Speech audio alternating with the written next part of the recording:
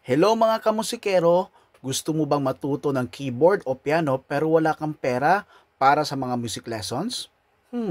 Or wala kang time kasi busy ka? Huwag kang mag-alala kasi sa very short minutes lang sa iyong panunood dito ay tiyak na may matututunan ka. Kaya handa ka na ba? Okay, let's go!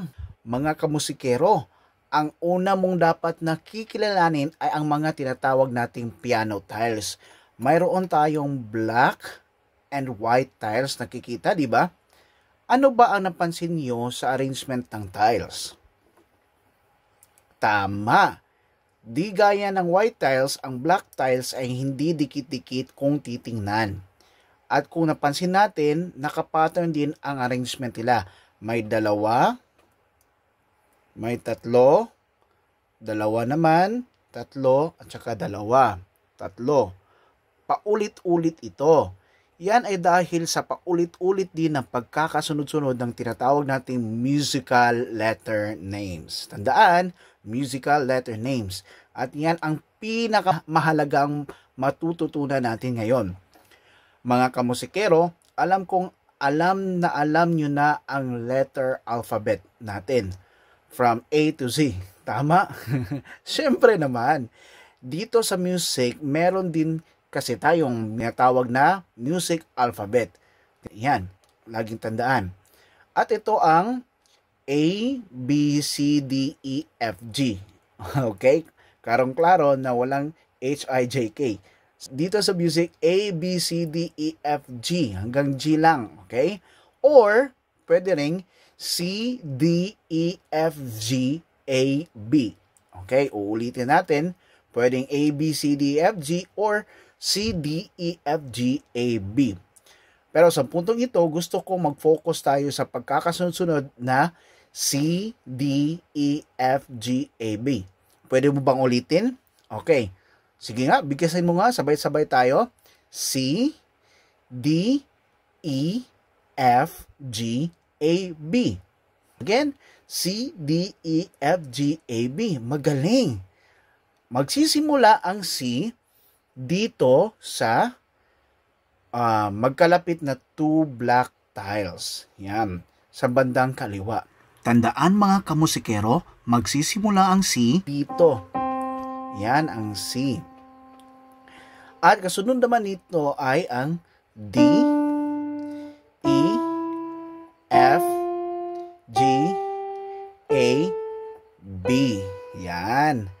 At gaya nga ng sabi ko kanina, ang pattern ay pabalik-balik lang. O ito, may dalawang black tiles tayo. O, dito pa rin yung C.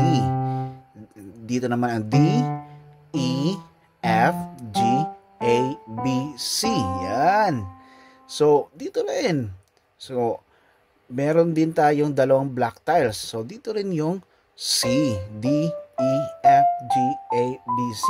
So, ang pagkakaiba-iba lang yung pitch that perceive highness or lowness of a sound in piano or keyboard. Merong pinakabababa, syempre dito, dalawang black tiles, C, D, E, F, G, A, B, C. So, dito naman, pinakamataas, C, D, E, F, G, A, B, C. Pero pare-pareho lang sila, C, at saka C, at saka C, at saka C.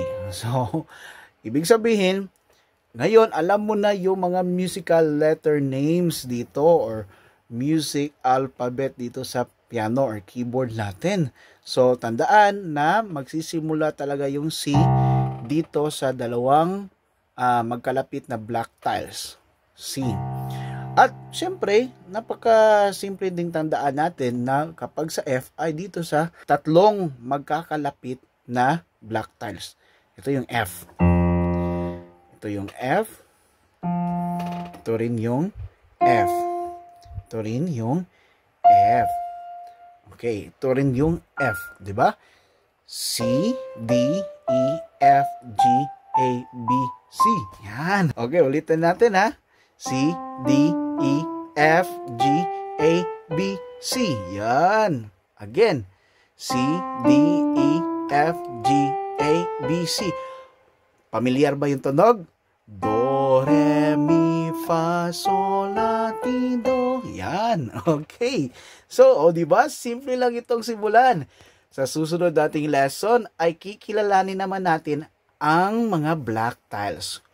Kung natuto kayo sa video ko, kindly click the like and share for more videos to learn. Okay? So mga kamusikero, hanggang sa muli, paalam!